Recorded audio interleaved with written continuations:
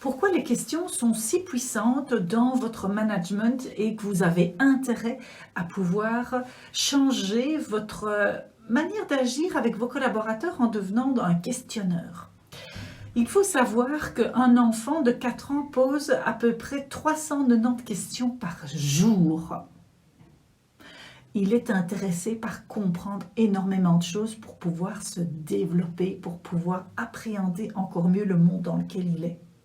On a perdu fortement cette habitude-là. La deuxième chose, c'est qu'il faut savoir qu'Albert Einstein était un spécialiste du questionnement. Il disait, si on me laisse 1 heure pour pouvoir résoudre un problème, je vais prendre 55 minutes pour pouvoir savoir quelle est la question à laquelle je dois répondre et 5 minutes pour y répondre. Et donc, il y a un sacré pouvoir derrière. Et je vais vous expliquer quel est le pouvoir et ce que vous pouvez faire avec.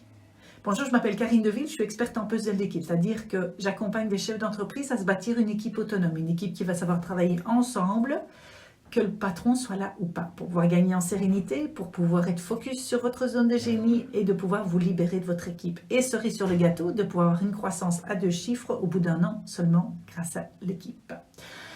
Alors, qu'est-ce que ce pouvoir des questions va vous permettre de faire? Le pouvoir des questions, Albert Einstein faisait ça parce qu'il y avait plusieurs choses qui interviennent. La première chose, c'est qu'on sort de ses biais, on sort de ses a priori, on sort de ses jugements de valeur, parce qu'on essaye de comprendre ce qui se passe. Et c'est la clé si vous voulez être beaucoup plus efficace, beaucoup plus performant, et de pouvoir vous libérer de cette charge mentale que beaucoup trop de chefs d'entreprise ont.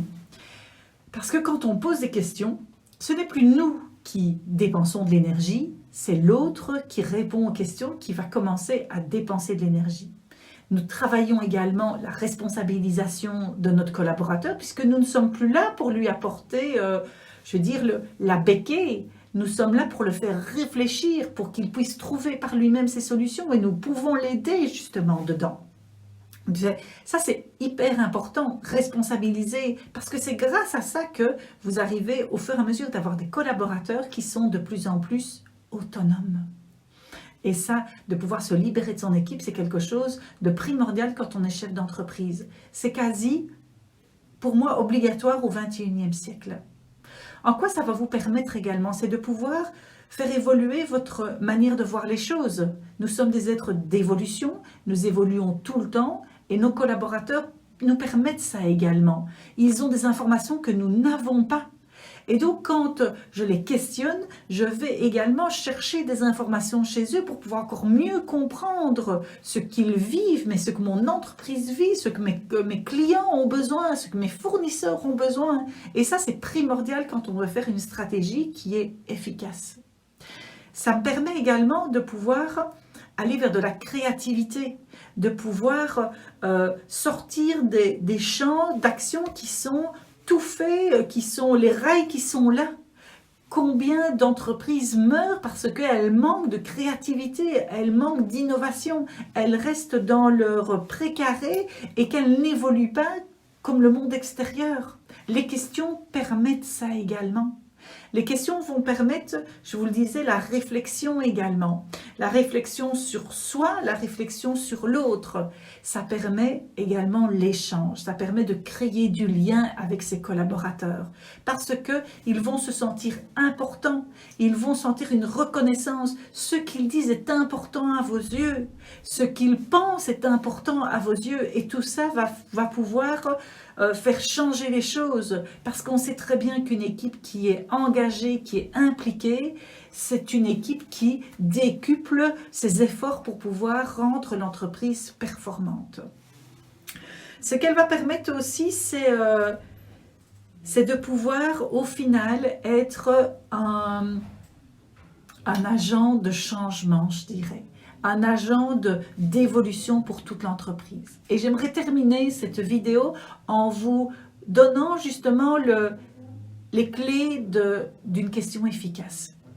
La question efficace va commencer soit par un comment, va commencer par un pourquoi, et même pas un pourquoi, mais c'est un qu'est-ce qui fait que, et va commencer également par en quoi.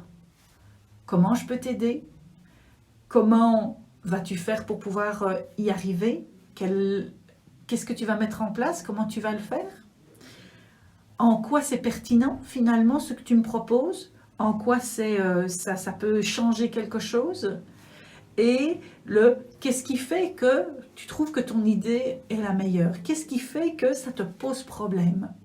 Ce sont 3 débuts de phrases, débuts de questions qui sont, mais pour moi, je les utilise très régulièrement. Ça me permet de me confronter, moi, à ce que je suis en train de m'imaginer, et ça permet également à l'autre de pouvoir rentrer de plus en plus dans sa réflexion pour passer à l'action. J'espère que cette vidéo vous aura apporté de la valeur, que vous trouverez une source d'inspiration encore plus grande pour pouvoir poser des questions et vous mettre dans ce mindset-là, et de pouvoir faire grandir votre entreprise et surtout les amener à l'autonomie. Moi, je vais vous proposer de vous abonner à cette chaîne YouTube pour pouvoir avoir une vidéo par jour, parce que je suis dans mon défi 365 jours et je suis à la vidéo numéro 86. Je vais vous proposer aussi de me faire un commentaire sur quelle est la question que vous trouvez qui vaut 1 million. Également, quel est le mindset que vous voudriez développer. L'autre chose, c'est que je vous proposais ici dans le descriptif, il y a un test que vous pouvez faire qui s'appelle mon style de management pour pouvoir identifier, mais finalement, j'ai quel style moi dans mon équipe et sur quoi est-ce que je vais devoir bosser si je veux pouvoir agrandir ma manière de gérer mon équipe. Et la dernière chose, si vous pensez à quelqu'un qui devrait avoir cette vidéo, envoyez-lui. On ne peut pas aider tout le monde, mais on peut aider une personne à la fois. Je vous souhaite une belle journée. Au revoir.